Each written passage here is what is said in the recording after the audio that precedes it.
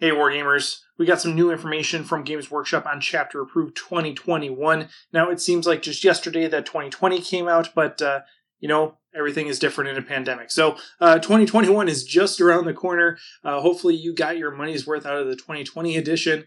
But of course this is going to include a new set of points in the Minotaurum Field Manual. That's going to be really important in terms of balancing the various factions, both within and across those different factions, but then also a new Grand Tournament pack, which is presumably going to include at least some updated missions, but definitely some new secondaries or revised secondaries. And that's what this little bit of information focuses on, is these new and updated secondary objectives. Now, in general, they seem to be pushing to make them more granular, not having as binary of an outcome. It's not all or nothing. You will get something for doing something type of deal, which is greatly appreciated. There are several secondaries where you can get it 99% completed, but if you don't get to 100%, you might as well have not done anything. So this is a major boon for a lot of people that find themselves in that position. It also tends to favor MSU, or multiple small units, many small units, by changing the battlefield in a way that really just requires you to have somebody somewhere and not necessarily have quite as large entrenched units. And also changes the way that kill points work in that regard. In general, is more favorable to vehicles and monsters and favors assault. But that's not really, I don't think that's really anything new. I think assault has been favored relatively well in the existing missions and secondaries. So overall, seeing meaningful but not totally groundbreaking changes. These are relatively focused changes that are being previewed right now that will have important implications for how the game is played, but don't make it unrecognizable from its previous iteration. So today we have a couple of previews of the new secondaries. We're going to talk about what those different previews are and how it might impact some of the choices you make, particularly in a Tau army, but also just more generally. So the first one is Investigate Sites. Investigate Sites was a secondary objective that could only be initiated if the center of the board was clear, where there were no enemy units within 6 inches of the center of the battlefield. Now, Investigate Sites is gone. That's right. Doesn't exist anymore. In Chapter Approved 2021, there is the vastly different Investigate Signal. I know it's a subtle difference, but an important one. So Investigate Signal is the same objective, but you can initiate it while the center of the board is occupied. You just have to make sure it is clear by the end of your turn. The reason why this is so important is because it means that you don't have to keep an impenetrable wall around the center of the board. You can even have a whole unit on the center of the board, camping it, and so long as you're able to clear it off, you can actually complete this objective, which is really valuable for armies like Tau that really have no way of preventing an army from jumping on top of them.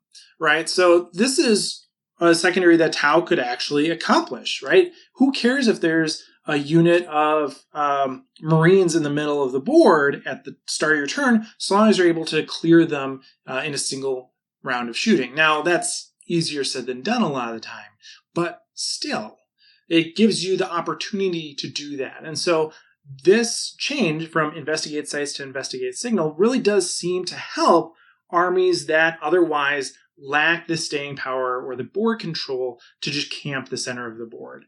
So armies like Tau are going to benefit from this change, right? This is something that you could actually achieve with enough firepower. And that's not something that you can say about a lot of the other objectives. So this might be considered a little bit more of a shooter-friendly secondary objective than some of the other ones. The next secondary that got previewed was Thin Their Ranks. Now, this used to be basically kill points, but they removed it and are replacing it with a new secondary called No Prisoners, which basically requires you to tally all the wounds that you do to your opponent, excluding characters, monsters, and vehicles. This is good, right? It means that you get more points for killing like 2-3 wound models, but it really disadvantages armies that consist of those models, for example. Particularly things like crisis suits or broadsides, right? Those are models that have a fair number of wounds, but aren't monsters, aren't vehicles, aren't characters most of the time.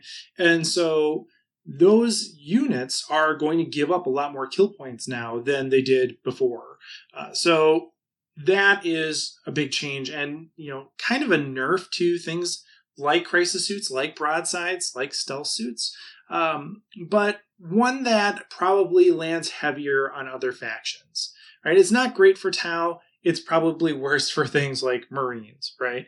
Where there's a higher abundance of multi-wound models. So, is this a net gain? Is this a net loss? Well, of course, it depends on what army you play. But if you're taking the position of a Tau player, it's probably a net win, especially given how this change actually benefits things like Hammerheads and Riptides. Riptides are already a popular choice because they're monsters. They're able to stick around in combat. They're a durable chassis.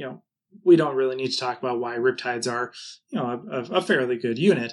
But this reinforces that benefit, right? This pushes the scale again towards Riptides in a way that it didn't really need to before, but does help out things like Hammerheads, which aren't a popular choice right now. So, whether it's Hammerheads or Devilfish or even Piranhas, this is a nice perk for them, a nice benefit to them relative to previous iterations of this objective that I think is probably a net win for armies like Tau. The final preview is for Deploy Scramblers. Deploy Scramblers is a really popular secondary objective. You have to perform the action in your deployment zone, in the middle of the board, and in your opponent's deployment zone, but it's all or nothing. And so if you think you can do that, great. If you're able to do that, even better. But they have replaced Deploy Scramblers with Retrieve Octarius Data, which I'm not going to pretend to understand the naming of this. If someone wants to explain it, what Octarius is, that's cool. Thank you. But, a little bit more complicated name. I'm just going to call it Rod. I'm taking the Rod objective now. But it's no longer all or nothing. So you just get more points for doing the action in multiple table segments, and they don't really explain it much more than that in the preview. I'm assuming you would get a couple points for yours, a couple points for in the middle, a couple points for your opponent's deployment zone, and maybe that's not going to be an even amount. Maybe you'll get 2 points for doing it in yours, 3 points for doing it in the middle, and 5 for doing it in your opponent's. That would kind of make sense to me, right? If they're trying to shake things up a little bit in a way that still maintains the overall value of the secondary, but still provides some granularity to the objective. I like that. This is generally easier to accomplish, or at least to get some points, which is good, and makes units like Crude or Vespid kind of these potentially smaller, but less durable. We might think of them like as ephemeral units, a little bit more attractive, right? If they are able to contribute something that makes a difference, right? That like you do the Deploy Scramblers action the Rod action, and you're definitely going to get points out of it. That makes these kind of MSU transient units a little bit more valuable. We can think about also things like Breachers and a Devilfish. Devilfish are going to be a little bit more viable. I think Devilfish are fine right now, but they're going to be even more attractive given the changes to kill points in the last secondary that we previewed. That change on top of this makes Breachers or Pathfinders and Devilfish that much more attractive because they can zip around. You don't have to worry about them giving up kill points as easily, and they're able to perform these actions for Retrieve Octarius Data and have guaranteed value to that, right? It used to be that, you could try really hard to get an action done, and, if you didn't get it done in all 3 table segments, it didn't matter. But now, it does matter, right? If you know you're going to get something out of it, even if it is only a couple points for doing it in your deployment zone, or 3 points for the middle, or 5 for your opponent's deployment zone, assuming that's the value, right? That's meaningful. That means something, that you're actually able to ensure value.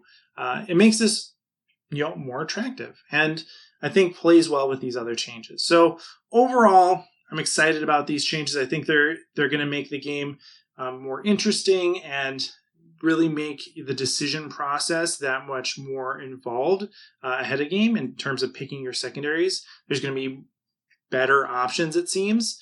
You're not going to have like just a couple that you're always going to go to. You're going to have a little bit more flexibility, which is nice.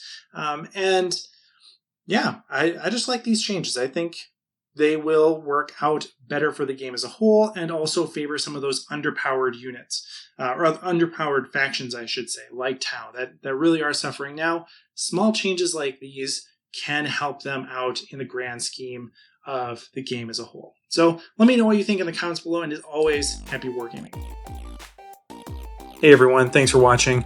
This channel is made possible by my wonderful supporters over on Patreon. If you enjoyed this video, consider joining our community over there as well. Special thanks to A Little Pink Monster, Poot, Benny B. Jones, Durza, Everett Keller, Robbie Goodwin, Jose Gomez, Ruger, Drew Pratley, Michael Byrne, Zealous Brimstone, Scott Heater, Stephen Cowan, Jared Egler, Chris Kessler, Tao Oswell, and Shifty.